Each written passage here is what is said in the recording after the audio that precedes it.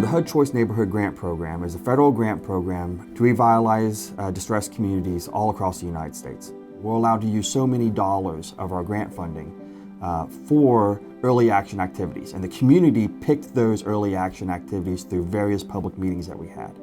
One of them they selected was the Memphis Tennessee Garrison House. Ms. Garrison is not only a local figure, but she's a national figure. She was on the National NAACP Board of Directors. She taught minors who could not read how to read. She didn't accept any pay for it. She did it as a volunteer. And when she moved to Huntington, she did much of that by tutoring students, helping students, and teaching in the school system. I lived on this block on 10th Avenue. Ms. Garrison lived in the house behind us. And I would go to about 10 or 15 houses asking people if they wanted anything from the grocery store. They would tell me, I would write it down, take their money, keep note of it.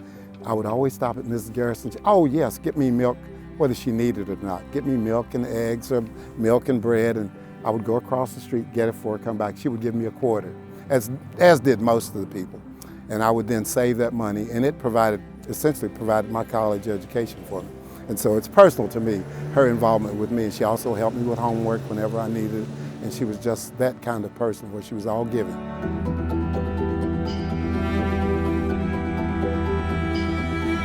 The building itself is on the historical register. And as a result of that, we want to make sure that it maintains its originality to the extent that we can. We have many artifacts that she had, furniture and things that she saved.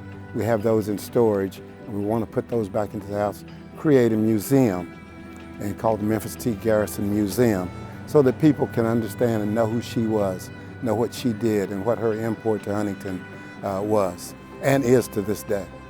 No one has actually lived in it since 1988, so we really need to get this back in shape. The renovations for HUD Choice are going to be used to stabilize the house. So we're looking at foundational issues, leveling the floor joists, so on and so forth. We're also trying to do some more visual aspects, like the front door, something like that to show that the work is being done.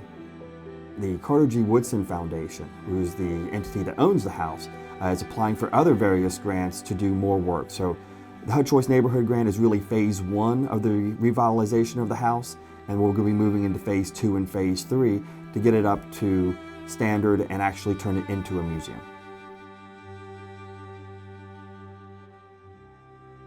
I think she is and will always be remembered as a contributor to this community, in particular the African American community, because of the things that she did and moved into the community, operated out of the community, got the local NAACP involved in civic matters and civil rights.